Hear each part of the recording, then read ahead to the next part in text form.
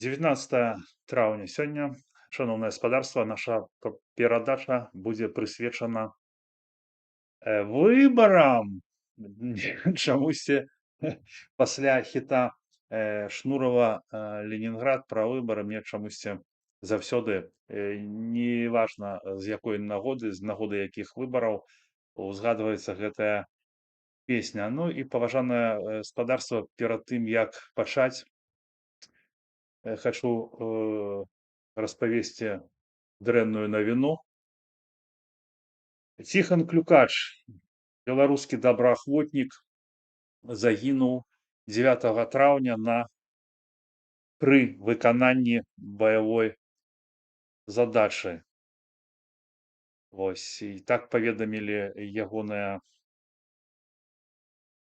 пабрацімы, сказалі, што ніякіх збораў не будзе. Вось данатьце на ВСУ. Слава героям!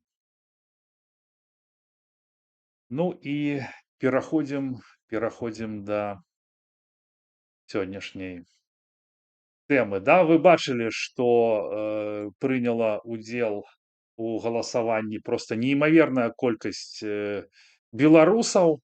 2113. Вось спіс. Зараз я пакажу вам спіс, калі я яго. Ну спіс вы толькі што бачылі, да? Быў там спіс, хто колькі адхваціў мандатаў на то, каб прадстаўляць беларусаў. Што мяне бянтэжыць у гэтым выпадку, гэта тое, што ці можна з такой яўкай называць гэты орган прадстаўнічым органам беларусаў. Ну, шчыра кажучы, і мінулы орган, там дзе было 7000, да, ну таксама называць яго прадстаўнічым органам беларусаў, нагадаю, што гэта менш за 1%. Гэта проста пагрэшнасць статыстычная тых людзей, якія жывуць толькі за мяжой. Ось і сёння якраз мы будзем з вами размаўляць, падводзіць вынікі, гаварыць не толькі пра самі вынікі у прынцыпе, а і пра сам працэс, бяспеку галасавання, працу камісіі, тот пост з пытаннямі Петра Маркелова на ФБ, які, я вам скажу, нармальна так выбухнуў у гэтым калектыве, да, у калектыве выбарчай камісіі. Вось што яны там перапужаліся, а як жа прапаганда, яго ж можа выкарыстаць прапаганда на бяспеку, пофіг, главное, каб прапаганда не выкарыстала нічога супраць дэмсілаў, да. Вось. Ну і конечно пра назіранне, пра давер і тое, ці вообще вытрымлівае гэта гісторыя хоць нейкія хаця бы мінімальныя стандарты выбараў. Таму што, як любяць сказаць нашы палітыкі, яны ўвесь час параўноўваюць эту каардынацыйную раду то з парламентам якой-небудзь сапраўды дэмакратычнай краіны, то бок нармальнай краіны, не краіны там у выгнанні, там не какого-то там непонятного спіса людзей, да, которые из себя пыжатся і нацягваюць на себя пуху, што мы там протапарламент, да. Мы кажам пра нармальныя краіны, да, если там Міхась Кірылюк параўноўвае там каардынацыйную раду з ЗСУ, да, вось, то, уяўляеце, да, якія тут узнікаюць пытанні. Я пра тое, што нашы палітыкі заўсёды кажуць, што параўноўваюць нас з нармальнымі краінамі, з Польшай, з Даніяй, з Нарвегіяй, хаця, шчыра кажучы, дзе мы, да, а дзе яны, таму што 2000 галасоў это можа быць круто для апытанкі на нармалёвым там тэлеграм-канале. 2000 галасоў это можа быць нармальная якая-небудзь для партыйнага схода. Вось. Ну а калі з гэтага робяць прадстаўнічы орган беларусаў, то ўзнікае пытанне: вы што, сур'ёзна? Якіх беларусаў гэты орган, і у тым ліку, у якім я быў, можа прадстаўляць? Вось, таму сёння пытанне не толькі хто колькі набраў галасоў, а пытанне ў тым, ці мы маем выбары, да, ці мы маем палітычную такую тусовачную працэдуру для сваіх, для чаціка для свайго, да? І паважаныя сябры, сёння са мной на сувязі я запрасіў у гасцёх Сергея Верамеенку, сябру партыі БХД. Ну, запрасіў я яго больш з той прычыны, што ён назіральнік і адзін з каардынатараў кампаніі права выбару ў 2015-2020 годах. То бок, чалавек, который ведае ў рэале, што такое назіранне, камісіі, пратаколы, падлік галасоў і выбарчыя працэдуры. Сергей, вітаю. Добрый вечер, шановное господарство. Рады ўсім, хто прыйшлі на эфір. Жыве Беларусь. Сапраўды вельмі сумная навіна. Тихонов Клюкачу вечная память, валадарства ў небёсах. І слава героям на векі вечныя. Ну, на жаль, жыццё працягваецца, і мы мусім абмяркоўваць тэмы, которые мяне, напрыклад, не вельмі радуе. Тое, што беларусы байкатавалі выбары у нібыта якійсьці орган, который мог стаць нашим тэарэтычным прадстаўнічым, не прыйшлі. Это означае тое, што у нас будзе яшчэ менш шансаў мець хоць якое-нибудь квёлае сваё прадстаўніцтва. Але все, што не робіцца, то да лепшага. У нас ёсць нармальныя лідары, старыя, новыя, як хочаце іх называеце. І з іх дапамогай все ж таки мы, я думаю, будем дамагацца таго, чаго мы ўсе хочам. Самого галоўнага, тое, што не кажа і не казала координацыйная рада, ні кабінет, ні офіс. Яны не казалі пра тыя шляхі, якімі мы будем вызваляць нашу Беларусь, пра тыя шляхі, якім чынам мы, тыя, хто хоча, можа вярнуцца ў Беларусь. Сергей, ну, давайте пачнем з пытаннішкаў. Вы так вельмі добра, што вы так зашлі заможна со сваім спічам. Давайте все ж таки про тое, про ваш рэальны досвед назірання за выбарамі. Самае галоўнае, вы можете сказаць, што вы опытны назіральнік? Таму што я, шчыра кажучы, ну, слаба ведаю вас з гэтага боку. Досведчаны. Вы можете погуглить, забить в гугле Сергей Верамеенко, то я вам скажу, я вам, конечно же, расскажу. Назираю я на выборах еще на громадских початках, скажем так, в 2012 году пішов я назирать активно.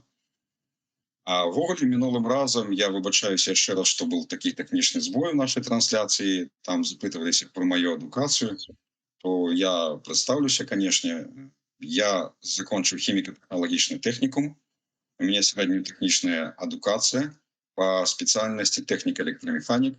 Пасля гэтага я атрымаў яшчэ дадатковую прафесію цесляра. Пасля гэтага пашоў у войску, 3 гады служыў у морскіх частках памежных войскаў і маю яшчэ вайсковую спецыяльнасць гідраакустыка і планшетіст. Калі я прыйшоў да гэта на дембель, я, конечно ж, актыўна уліўся у рух адраджэння, але я удзельнічаў на ўзроўні, скажем так, грамадскім. Ну, то бок выходзіў на пратэсты, на мітынгі, браў заўсёды за руку свайго малога сына, калісьці яшчэ і плечы садзіў, калі ён яшчэ праблемы хадзіць было. Так што вось сын это мой апозіцыянер, вырашаны з дзяцінства. І да активной політичной деятельности я примкнул в 2010 году. Летом 2010 года я уступил в партию «Белорусская христианская демократия». Мы разом с сыном были на площади у Менску. После жудасного разгона, где так само были мы, пришлось, як бы кажуть, поехать отступить.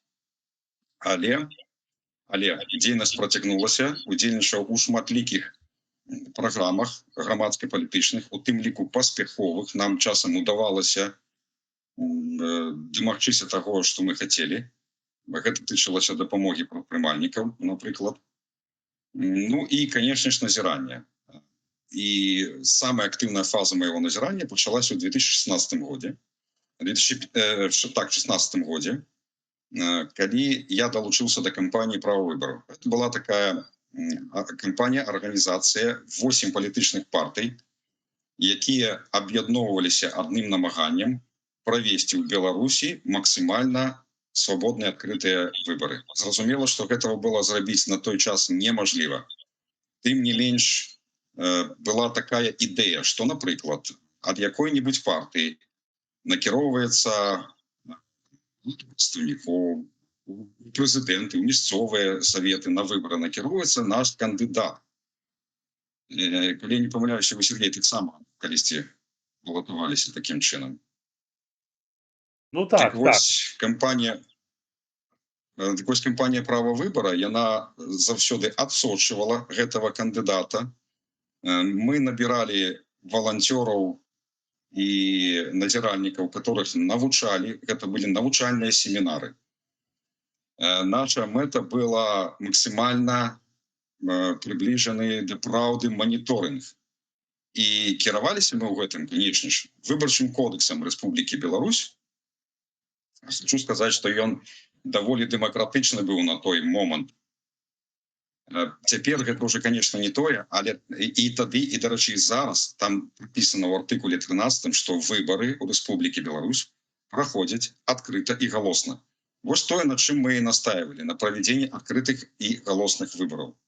Назирали литерально от самого початка, от стадии формирования комиссий округовых, от стадии формирования областных комиссий и, конечно же, просто в участковых комиссий. Мы подаваліся ў гэтыя камісіі, нас, конечно ж, не рэгістравалі. Про ўсё гэтага складаліся шматлікія скаргі. Скаргаў тысячы было просто. Цяпер іх часам, бачыце, DDoS-атакамі называюць. Ну вот мы такія папяровыя DDoS-атакі рабілі на Ярмошинскі ЦВК. І в выніку выходзіла справаздача. Гэтая справаздача перадавалася ў ОБСЕ, в Европарламент, а таксама яна была в свободном доступе на сайте «Право выбора». Теперь его, на жаль, нема, ён не існуе пасля 2020 года. И на подставе вось гэтых назіранняў еўрапейскія структуры, дэмакратычныя структуры, дэмакратычныя краіны прынимали рашэнне прызнаваць гэтыя выборы ці не прызнаваць. Прызнаваць часткова дэмакратычнымі ці цалкам недэмакратычнымі. У выніку, конечно ж, іх не прызнаваліся.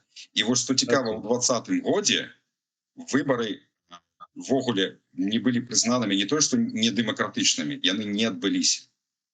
Мы не атрымалі аніякіх дадзеных, ну толькі кавалачкі. Вось, яшчэ у мяне был досвед. Я закончу хутенько. Еще у нас был досвід международного назирания. Мы ездили в Норвегию и в 2016 году назирали там от партии «Белорусская христианская демократия» за мясцовыми выборами у Норвегии. Для нас это таки вельмі прыемны шок был, потому что побачить, как там проводятся выборы, и в параўнанні з нашими, слухайте, я не ведал, до чего дочепиться.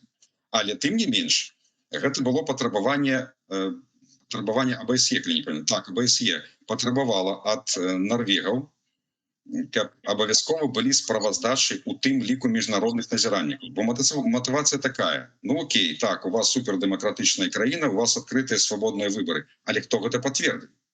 І вось мы прыехалі, нас абучылі, для нас был спецыяльны навучальны семінар. Был министр информации, хіба 32 года ему на той момент было. И он нам рассказывал, были там и коммунисты с Никарагуа, кого там только не было, тем лику и мы. И мы отрымали такие бэджики, посвящения, International Observer, и ходили по выборчих участках и назирали вот таким чином. Это был, конечно, колоссальный досвід. Ну, вось, это коли коротенько, что до назирания, то пакуль что ўсё. Окей. Ну и адразу пытанне, калі у вас, вы ж такой не один, правильно, вас шмат людей, яны ж таксама недзе ёсць у выгнанні, правильно. Вось, а чаму, напрыклад, вас і гэтых людзей з такім досведам, якія яшчэ у дадатак і былі ў Норвегіі, чаму вас няма у выбарчай камісіі? Вось у гэтых, я не кажу абавязкова вось у гэтай, у прошлой не было, напрыклад. Вас не запросили, вы самі не захацелі, ці партыя вас не как? Чаму так здарылася? Ну, вот просто цікава. Так, это слушнае пытанне, тому што 2 гады, калі мы балатаваліся ў мінулы КР, мы ішлі ад блока «Салідарнасць», гэта народная грамада Мікалая Статкевіча і беларуская хрысціянская дэмакратыя, мы хацелі, планавалі патрапіць у назіранне. Я не памятаю дакладна адказ, але штосьці там нападобе было таго, што, маўляў, усе месцы занятыя, і увогуле эта працэдура такая, што яны нібыта баяцца набіраць старонніх незнаёмых назіральнікаў, каб гэта не было якосьці там пагрозы. У гэты раз я уже для сябе вырашыў нікуды не балатавацца, тому што пасля таго, што адбывалася на мінулых выбарах у каардынацыйную раду, мне все гэта страшна не спадабалася. Я і мінулы раз не надта хацеў ісці, але ўсё ж такі матывацыяй было тое, што ідуць, ну, выбачаюся, там клубы калекцыянераў якіясьці, да, клубы аматараў раслінаў, а дзе партыі? Бо калі мы кажам пра протапарламент, то у парламентах заўсёды атрымаюць рэй засядаюць палітычныя партыі. Палітыкай займаюцца палітычныя партыі. У парламентах знаходзяцца палітычныя партыі. Ну, А слушайте, да нас... Сергей, у нас розныя как бы традыцыі с европейскими, я маю под увагай беларускія. Но вось вы сказали, что им что-то, они сказали, что все месцы были заняты, что там яны не хотели, чтобы там кто-то был со стороны. А кто они? И что значит со стороны? Чему это вы со стороны, а Приходько не со стороны? Ну, например, что-то я вот не очень понял. Гэта выбарчая камісія. Ну. Гэта выбарчая камісія. Яны ўжо, я вам не магу сказаць падрабязнасці. Мажліва, хтосьці ёсць, хто быў у гэтых выбарчых камісій. Мажліва, яны вам больш падрабязна распавядуць пра гэта ўсё. Ну, але мы тады ішлі ў якасці кандыдатаў у ЭТК. Все ж таки была якасьці, хоць вёлая надзея на тое, што Верховный Совет БССР, умоўно скажем так, може змяніцца і стаць нармальным паўнавартасным еўрапейскім парламентам, як калісьці это было. Но але на самой стадыі назірання, ну, мажліва, але я не магу прыпомніць, што там было з гэтым. Карацей, назіранне мы не патрапілі. Больш за тое, калі мы пачалі падаваць нашыя спісы, разам са спісамі падавалі інфармацыю, падавалі свае фотаздымкі, то наши фотаздымкі друкаваліся нашмат пазней. Там хіба каля тыдня была затрымка. Прычым, калі мы пыталіся, у чым прычына, была такая адгаворка, ну, накшталт там якіясьці праблемы невялікія, ці тэхнічныя, ці яшчэ якія. Тады я подумаў, як это могуць быць тэхнічныя праблемы у самай надзейнай платформы па галасаванні. Так а вы падаваліся в спісах як назіральнікі или у выбарчую камісію? Не, у выбарчую камісію мы не падаваліся, таму што мы балатаваліся ў КР. І у назіральнікі таксама немажліва было ісці ўжо ў назіранне, таму што мы ўжо былі чальцами нашего выборчего спису. Ну окей, а другие люди с досведом, с таким, як у вас, чому яны не организовали, что им не цікаво было, чому яны не вошли у склад комиссии, чому яны не пошли у назиральники, ну, например, калі яны маюць досвед, который, ну, востребован по сутнасці. Ведаеце, пасля 2020 года кампания «Право выбора» была просто разгромлена. Это был, конечно, жудасць, што адбывалася. Адзін з кіраўнікоў Алесь Сілкоў пры загадкавых абставінах памёр не так даўно. І дзе яны зараз все знаходзяцца, мне складана сказаць. Вось я такі адзін сяжу тут перад вами, яшчэ моя жонка, яшчэ пару маіх родных, которые тут знаходзяцца, і ўсё. То бок сабраць іх было б вельмі складана. Але кіруючыся досведам Норвегії, там, дзе выбарчыя камісіі самі шукалі назіральнікаў, разумееце, стороннікаў, прадстаўнікоў палітычных партый. Нас же запрашалі туды як менавіта прадстаўнікоў палітычных партый.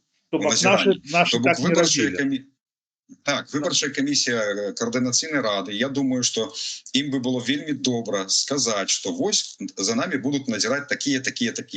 І даць запрашэнне там якім-нибудь тым же, ну, палітычным суб'ектам, хай нават і не ўсім палітычным а лепш усім палітычным партыям і арганізацыям зацікаўленым у тым, каб гэты працэс быў адкрыты. Мгм.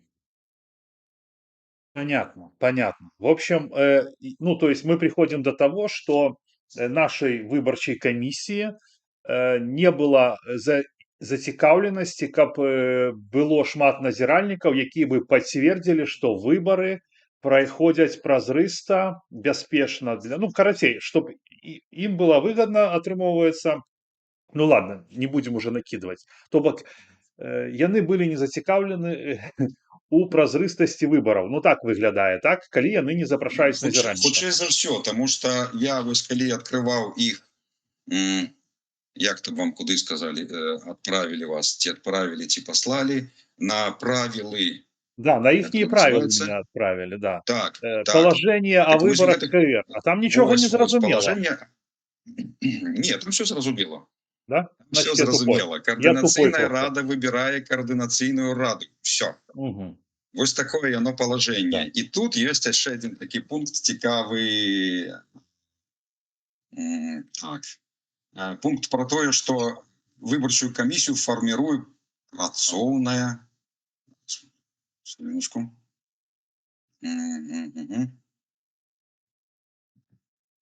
працоўная група. Што гэта за працоўная група? Кім яна ствараецца? Ну правильно, там нічога не зразумела. Калі з беларускай параўнаць рэчаіснасцю, то там было вядома, хто фарміруе этой групы. Гэтыя групы фарміруюць аблгарвыканкамы, райвыканкамы. І мы ідзем да іх, звяртаемся, мы ведаем канкрэтна, хто гэта фарміруе і так далей. Тут якаясьці працоўная група, таямнічая, фарміруе вось гэтыя выбарчыя камісіі. І тут, калі пачытаць, тут, канешне, шмат чаго, тым ліку пра адкрытасць галасавання, роўнасць доступу. Вось, напрыклад, пункт 8.1. Грамадзяне Беларусі могуць свабодна агітаваць за ці супраць выбарчых суб'ектаў, спісаў кандыдатаў, асобных кандыдатаў, дэлегаты, а таксама за альбо супраць правядзення выбараў координаційную раду. Бачите, это то, чым нас зараз абвінавачваюць, якія мы нехарошыя, што не ўдзельнічалі. Але мы згодна іх палажэнні маем права не ўдзельнічаць. Далей. Выбарчыя суб'екты і кандыдаты вольныя ў выбары сваіх сродкаў метадаў ввядзення выбарчай кампаніі з улікам агульна прызнаных прынцыпаў правоў чалавека. Так, публікуюцца на сайце і могуць карыстацца всеми свабоднымі сродкамі для агітацыі. Нічога не сказано про роўнасць агітацыі. Я хочу адзначыць, не подумайте, что я тут зараз лукашыстаў выгараджу, але нават выбарчым кодексе Рэспублікі Беларусь прописано, что існуе роўнасць агітацыі. И на одном из участков в 2016 году, вы будете смеяться, мы сняли портрет Лукашенки, потому что ён просто висел как президент. Мы аргументовали тым в школе на участку выборчым. Мы аргументовали это тым, что ён на дадзены момент ён не президент, а ён кандидат у президенты. Я вельмі здзівіўся, але на наступны дзень его снялі, ну и уже пасля его повесили. Ну, в сенсе на стену портрет. Так, ну давайте размаўляць про наши выборы. Не ведаю, глядели вы, не глядели, звычайную раніцу, обычное утро с Каверыным и этой дзяўчынай. Там лидер сказал, что 1000 человек это показчик того, что гэта никому не цікава, гэтая тэма. Вось, але ён сказал, что гэта, тогда было 1000, что гэта вельмі добрый результат. Зараз, калі гэта стало 2000, я думаю, что для либера, который поставщик услуг, да, для нашей выборчей комиссии и типа для белорусского народа, это вообще супер-пупер. Вот, но с гэтай колькостью незадоволены наш вечный оппозиционер, письменник Конституции Новой Беларуси, аматаль поесть и паэлью в Мексике, майстар оправдать любое рабое, что ідзе ад дым сілаў, спадар Лябедзька. Я хочу поставить зараз відэа, яно трвае хвіліну, давайте паслухаем. В 2020 годзе мільёны людзей выйшлі менавіта на вуліцу за таго, каб вярнуць сабе права выбара, за тое, каб у іх не кралі галасы і за сумленныя свабодныя выбары. Гэта застаецца повестцы дня. І вот тут зараз будзе змаганне ісці паміж прыхільнікамі пераменаў і рэжымам. Ці будзе тэма выбараў у повестцы дня беларусаў? І менавіта таму рэжым так імкнецца да таго, каб заваліць гэтыя выбары ў Координацыйнай рады, каб наогул не было ніякіх працэсаў, якія нагадваюць про выбары. Гэта сутнасць таго, што зараз адбываецца. А ўжо наступным пытаннем ужо сама Координацыйная рада, што яна там робіць лепш і дрэнна. Таму зараз ідзе якраз змаганне вось за тое, каб свабодныя сумленныя выбары былі ў повестцы дня. Я просто тады не разумею частку беларусаў, якія тут сталі сітуатыўнымі хаўруснікамі рэжыма. Бо гаворачы, што там не трэба, Координацыйная рада, яны здымаюць повесткі дня свабодныя сумленныя выбары. Ну, вось, бачыце, бляха, у Лукашенко, народ не тот. И у этих народ не тот. Если ты критикуешь выборы УКР, то ты, значится, ситуативный хаврусник режима. Нібито здымаешь выборы с повестки. Сергей, скажите, калі ласка, як чалавек з досведам назірання, крытыка выбораў, калі ёсць пытанні даяўкі, бяспекі, камісіі, праверкі вынікаў, па назіранню, гэта дапамога рэжыму, ці гэта, наадварот, абарона самой ідэі сумленных выбораў? Што гэта? Критика. Ну, глядите, скажем так, возьмем. Мы с вами зараз являемся критиками выборчей системы. Так? Супраць нас выступают шматлікія сродкі інфармацыі, называют нас у тым ліку і удзельнікі ў гэтых выбораў, і сторонники выборов называют нас тымі, хто працуе на ворага. Это зараз я про что кажу?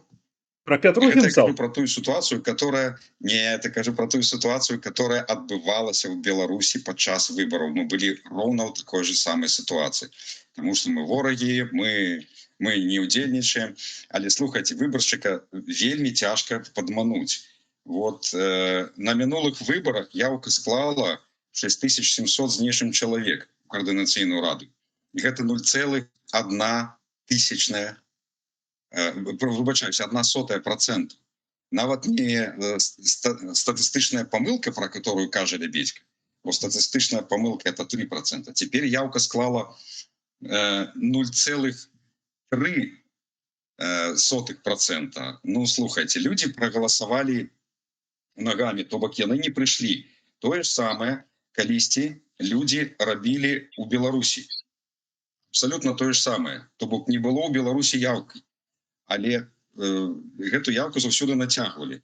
Глядзіце, нягледзячы на тое, што наганялі людзей з заводаў, студэнтаў, з вайсковых частках, міліцыя, МНСнікаў, бюджэтнікаў, вязняў, хворых у шпіталях, калгаснікам.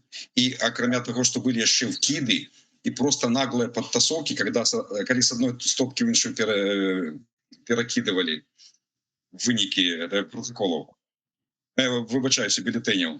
Вось. І пры гэтым явка складала, вось, напрыклад, 12 год, я сабе выпісала, памятаю, не 12, выбачаюся, 16 год, 38%. Это тое, што мы налічылі. 38% з улікам того, што людзей ганялі на выбор. Это, значыцца, рэальная явка была, калі б не было ціску, то было яшчэ менш. Вось цяпер мы маем роўна тое ж самае. Беларусы не маюць даверу да Координацыйнай рады. Беларусы расчараваліся, ім недастаткова просто трымаць на повестке тэматыку Беларусі, просто хадзіць і жаліцца. Ну, слухайте, мы не жабракі якія-небудзь. Мы хочам сказаць сваё слово.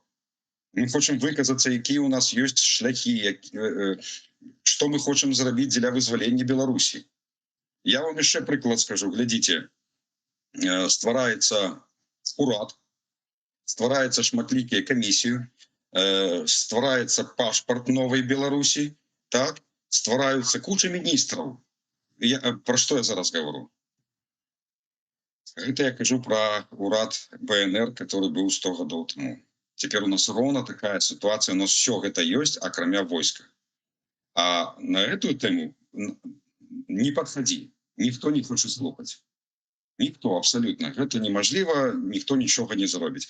Хотя той же самый депутат координаційної ради, може ви пам'ятаєте, Александр Наукович, позывный Лахвич, ён приносил подрыхтованную целой группой, у тым ліку и юристов, проект про гибридную интервенцию России у Беларуси.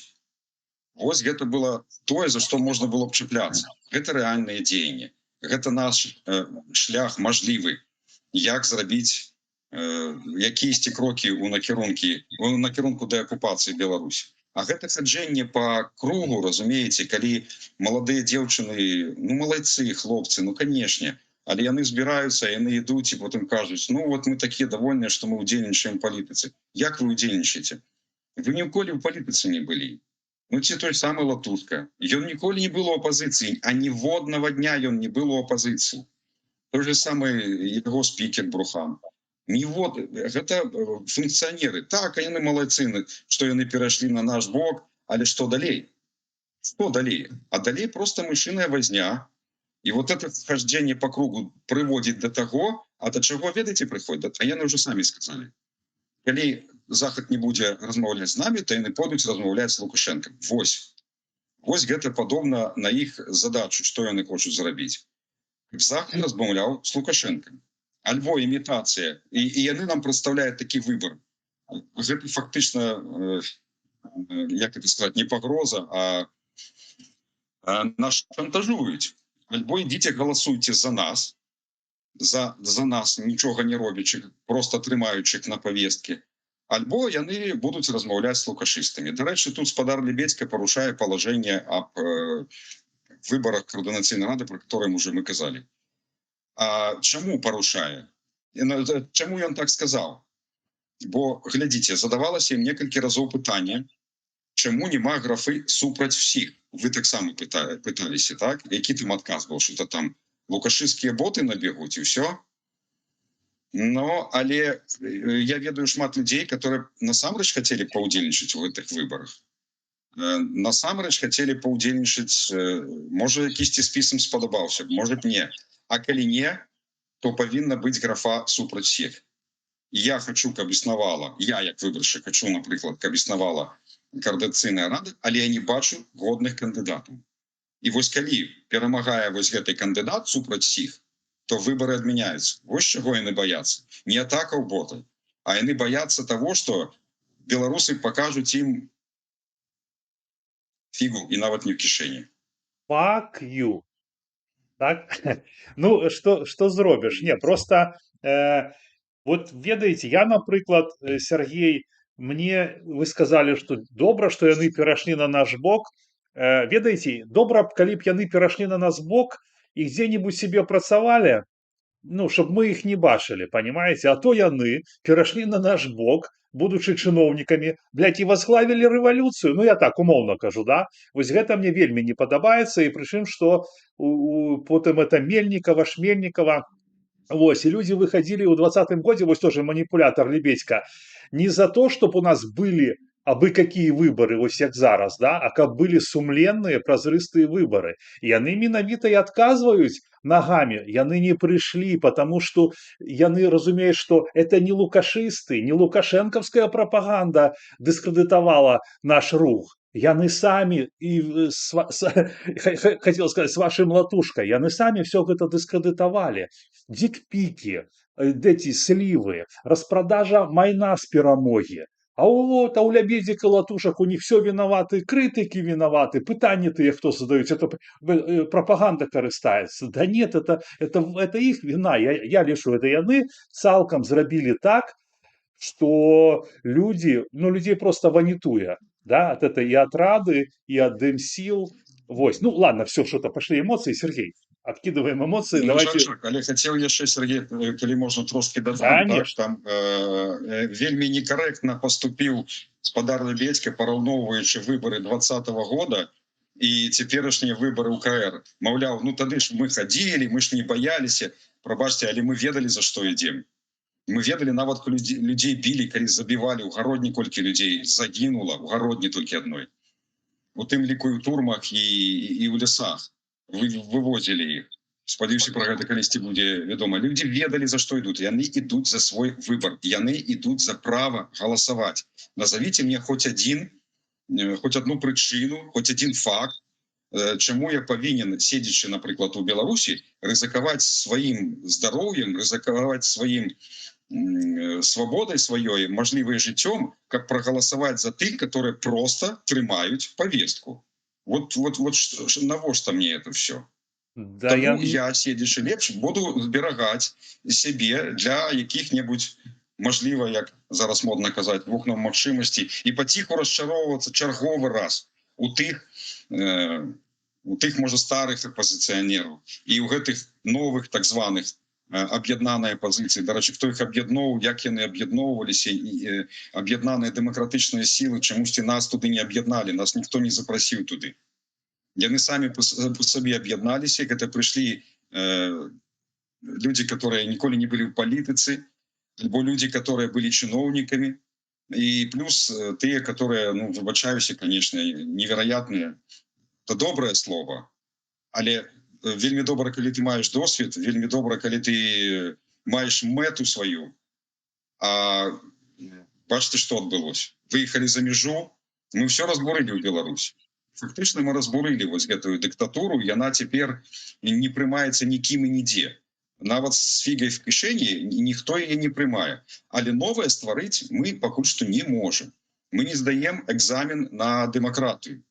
Вось вам, калі ласка, свабодная краіна, свабодныя краіны. Функцыянуйце, стварайце свае структуры, там штосьці яшчэ. Але калі праводзяць, вядуць рэй тыя, хто ад палітыкі такое сабе, которые выступаюць ад імя вот этих клубов по інтарэсаў і прадстаўляюць грамадскія арганізацыі якія-небудзь, але не палітычныя партыі. Люди без палітычнага досведу і самае галоўнае, без імпэту, без жадання шукаць шляхі вызвалення Беларусі. То вось маем тое, што маем, на жаль. Сергей, зараз пытанне по тому, што адбылося. Скажы, калі ласка, чы можна лічыць выбары, якія складаюць усяго 2113 чалавек, легітымнымі? Понимаете, про што я кажу? Чы ввогуле гэта легітымна? Чы можа так, што сказаць, што выбары адбыліся, што прагаласавала 2000 чалавек за орган, который называе сябе прадстаўнічым і нібыта прадстаўляе ад імя ўсіх беларусаў?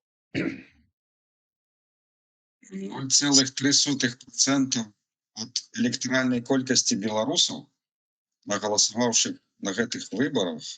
Слухайце, это можно просто взять своих сябраў, попросить, каб яны нагаласавалі. Он за Мартынова там колькі там 100 ці хай 200. Возьми, попроси своих подписчиков проголосовать. Вось і вся табе галасаванка. Гэта я не лічу гэта выбарамі, я лічу это, акрамя таго, зноў-такі, мне б хацелось бы побачыць справаздачы ад тых, хто назіраў за гэта выбарамі, ад назіральнікаў. Не просто справаздачы, вот як хтосьці там выказваўся, што выборы были проведены ў цэлым дэмакратычна. Напишите, у цэлым дэмакратычна гэта як?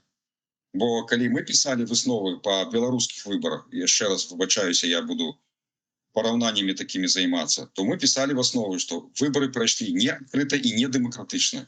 Бюлетэні не дэманстраваліся. Мы не бачылі адкрытага падліку галасоў. Это было одно з наших патрабаванняў, калі падымаецца бюлетень и показывается, за кого проголосовал конкретный человек, конкретный выборца. Тут таксама, калі процедура была голосов открытая, калі она была празрыстая, калі она, окей, яксьці контролявалася, покажите нам метод, як яна контролявалася. Не трэба показывать тых людей, которые голосовали, але хай будуть прадстаўнікі тых арганізацый, которые были назіральнікамі и которые возьмут на себе адказнасць заявить, что так, голосование адпавядала ўсім нормам, хотя б тым самым нормам. Вось. И, я не лічу гэтыя выборы. Нет, то, что вы... Конечно, якісьці выборы былі, але што гэтыя людзі абраныя могуць прадстаўляць дэмакратычную грамадскасць ці ўвогуле беларусаў, то, канешне ж, не, абсалютна.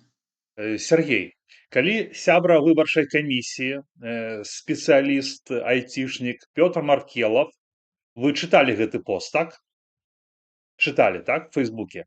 Ацаніў бяспеку галасавання для людзей у Беларусі як нізкую і нізка-сярэднюю. Ці павінна была выбарчая камісія каардынацыйнай рады прыпыніць выбары хаця б да аўдыту і публічнага тлумачэння рызык, ці не? Ну, я лічу, яны павінны былі быць як мінімум прыпыненыя. І можна было б, я не ведаю, адкуль яны всю эту сістэму збудавалі. Ну, вот слухайце, зноў-такі, в Норвегіі той же ёсць прынцып дыстанцыйнага галасавання, галасаванне праз інтэрнэт. Там все гэта працуе. Чаму вы, арганізатары, не парупіліся пра тое, каб пракансультавацца, я не ведаю, там, взять за ўзор просто, вывучыць всю эту схему працы, паклапаціцца пра бяспеку, і калі насамрэч гэта ідзе якісьці збой, калі ёсць небяспека для таго, што беларуса могуць, асабліва которые беларусі знаходзяцца, якісьці для него дрэнныя наступствы будуць, то нельга праводзіць, нават калі гэта пагроза для аднаго беларуса. Беларусы і так расчараваныя всеми тымі дзеяннямі КР, а тут яшчэ калі зверху зваливаецца на галаву небяспека, то это не. Ну вот тут пытанне, а ўвогуле не разумею, як можна бяспечна зрабіць галасаванне беларусаў у Беларусі? Гэта тэхнічна магчыма или не, з вашага досведу? Вось на прыкладзе на ўзоры там Норвегіі ці Эстоніі. Или ввогуле не трэба... могу накладна сказаць, таму што я, на жаль, я не з'яўляюся спецыялістам у гэтай галіне. Просто мне, например, в Норвегии, мы были в Осло и были в Ставангере, это нафтовая столица Норвегии, самый богатый город в самой богатой краине. И нам просто наглядно показывали, как наш сябра хотел, ну, скажем так, порушить выборчее законодавство. Вот он уже проголосовавший, и он пытается якимсь чином с допомогой своего, со своей карточки этой, як называется, ну, карты довода асабістага, так, і ён пытаецца прагаласаваць яшчэ раз. Потым яшчэ раз на іншым участку.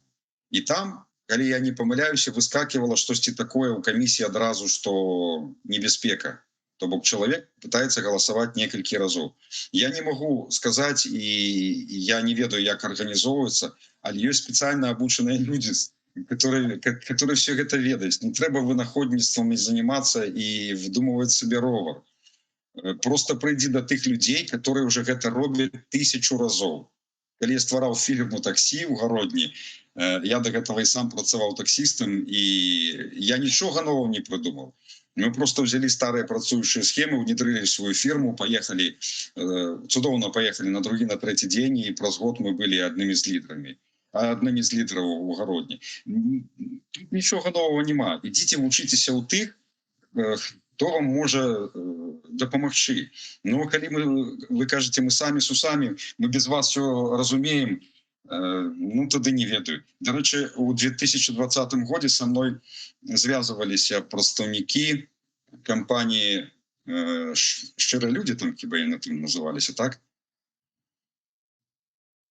Не ведаю. И они хотели, ну, вот это вот голосование, которое пропановывал, дальше той же Либ, голосованки, когда голосовали праз интернет, как показать сапраўдную колькасць протестных белорусов. И яны со мной звязваліся, хотели выйти на сувязь, дамовіліся, але ў выніку потым нічога так не атрымалася. Ну, я так разумею, что яны стварылі вот эту свою систему, у которой яны абсолютно упэўнены, которой яны кіруюцца, але по факце бачыце, яно яксьці не працуе.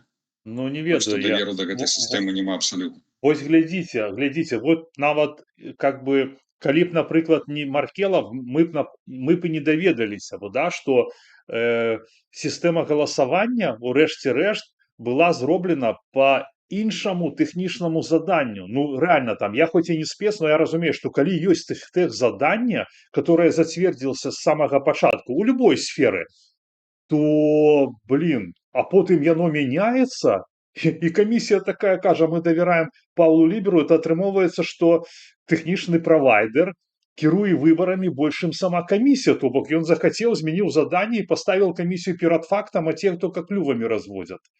Ну так? Ну, или вот Ну гэты так, момант... дзякуй вяліку гаспадару Маркелову, што он папярэдзіў усіх.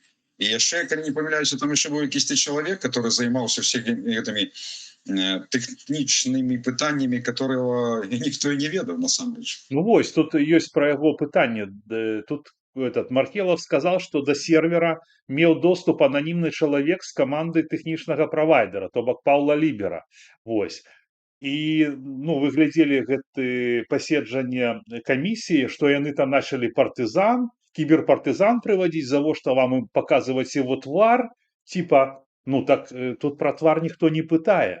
Кіберпартызаны не робяць выбары, не заклікаюць галасаваць беларусаў, а пытанне ў тым, ну насколько я зразумеў з таго паседжання, што камісія не могла незалежна праверыць, што гэты ананім там на гэтым серваке рабіў. Вось у чым было пытанне. І калі дзеянне чалавека на серверы немагчыма незалежна праверыць, ці можна закрыць гэта фразай «мы Ліберу давяраем», таму што яго файнае партфоліо. Ну вось з вашага пункту гледжання. Ну, то бок, яны давяраюць аднаму чалавеку, который бярэ на сябе адказнасць за бяспеку ўсіх беларусаў, которые прымаюць удзел у галасаванні. Гэта вельмі рызыкоўнае, ведаеце, такія захады. І все роўно ў любых справах павінна быць так, каб адзін зрабіў, а другі яго праверыў. Напісалі тэкст для, не ведаю, там, для часопіса, папрасіць, каб хто-нибудь яго вычытаў, каб не было памылак. А ўжо ў такіх справах тэхнічных складаных, то тут, канешне, павінна працаваць каманда, а не так, што адзін чалавек бярэ на сябе ўсё. Так, я разумею, што ў яго ёсць свае людзі каманда працуе, але што значыць мы давяраем там Ліберу или не давяраем? Не надо ему доверять или не доверять. И он повинен предоставить послугу, которая спрацуе. А не трэба ему доверять. Ну, трэба все проверить, как это все играло. Вось. Давайте зараз поглядим. Я тут покажу вам, паважанае гаспадарства, короткую нарезочку таких ключевых, на мой погляд, моментов с паседжання камісіі координацыйнай рады, где яны разбирали гэты, я бы сказал, демарш, потому что он пошел супраць сваіх, да, атрымоўваецца. Дзякуй Пятру Вялікае Маркелову. Вось што там было. В посце же написано, что я не рекомендую, тому что гэта небяспечна. Ну вось там просто вельмі канкрэтны пасыл у гэтым посце ёсць. І што тычыцца вось гэтага момента, што unknown чалавек з выключанай камерай і без імя, і як мы можам яму давяраць, мы не давяраем персанальна гэтаму чалавеку. Мы давяраем Паўлу Ліберу, часткай якой з'яўляецца чалавек, які ананімізаваны. І тут я вам хочу прывесці прыклад кіберпартызанаў. Хто-нибудь з вас ведае асобы кіберпартызанаў? А в нем больше повинен быть выбор, да, что коли некий человек, провайдер, мае доступ до, мае теоретичный доступа до вынікаў выбору, то это не знаю, ну, это... Ну, это просто такое пытанне, оно уже заходзіць па-за межы тэхнічнай плоскасці. Я не кажу яшчэ раз і ніколі не казаў, што Павел Лібер ці нехта з яго каманды гэты доступ атрымаў, ці паставіў вірус. Я заўсёды казаў про тое, што ёсць тэоретычная такая магчымасць. Было бы круто, чтобы даже теоретической возможности, чтобы у кого-то была возможность доступ к серверу, не было. Я не могу гэта забяспечыць. Вось, Сергей, скажите, калі ласка, вось после гэтых слов жываглот, калі камісія фактычна сама прызнае праблему, ну, што не можа забяспечыць адсутнасць нават тэарэтычнай магчымасці доступу, ці можна назваць такі працэс бяспечным для людзей у Беларусі? Яны ж заклікаюць усіх галасаваць. Паўсюль, не бойцеся, платформа Лібера, у-ху-ху! Что скажете? Это пытанне да самой спадарні жываглот. Ну, што я вам могу сказаць? Я толькі ведаю, што да гэтага раней яна працавала журналісткай, удзельнічала расследаваннях якіхсьці журналісцкіх, ну это добра, файна. Але пры чым тут выбары? Не, Сергей, вы не Што яна адказваеце на робіць у пытанне. камісіі? Калі чальцы камісіі прызнаюць, што гэта праблема, ці можна назваць такі працэс бяспечным для людзей у Беларусі, которых яны заклікаюць галасаваць? Я кажу про компетентнасць людзей, которые гэтым всім займаюцца. Про компетентнасць палітычную, про адказнасць палітычную. Калі гэтага няма, то про якую бяспеку тады можна ўвогуле гаварыць?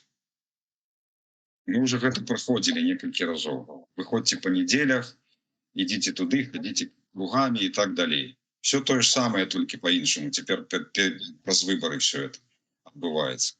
Людзі без палітычнага досведу, людзі без досведу правядзення выбарчых кампаній. Ну, ясно. Слухайце, в Беларусі нават да нас, назіральнікаў, часам звярталіся чальцы камісій, которые насамрэч хацелі, каб выбары прайшлі больш-менш нармальна, бо былі участкі, дзе лічыліся галасы праўдзіва. І яны звярталіся, каб пракансультавацца. А кансультавацца ім трэба было, таму што яны самі нічога не ведалі пра выбары. А яны рабілі, як тая казала, што мне там скажуць, то і там і буду рабіць. Вось яны тое ж самае роўна і рабілі. Яны не былі падкованыя ў выбарчым заканадаўстве, абсалютны ноль. Ім сказалі, пойдзеш, пасядзіш в камісіі. Ну, вось тут прыкладна такое. Ну, якая бяспека, якая эфектыўнасць ад гэтага ўсяго будзе? Ну, вось паглядзіце, як лукашысты сцібуцца з нашых выбараў. Я лічу, как бы цалкам справядліва. Вось, адзелі Анжэліку Мельнікаву ў бараду. Вось, ну, праблема не ў тым жа, што яны робяць мемы. Яны проста высмейваюць, што выбарчая камісія не зняла пытанні, которые хвалявалі людзей. Вось, абсалютна. Вось, і трымайце. Мне спадабаўся этот мемчик. Так, ну, сябры, мы ідзем далей. І зараз будзе пытанне пра, таксама, которое я задавал камісіі, пра канфлікт інтарэсаў.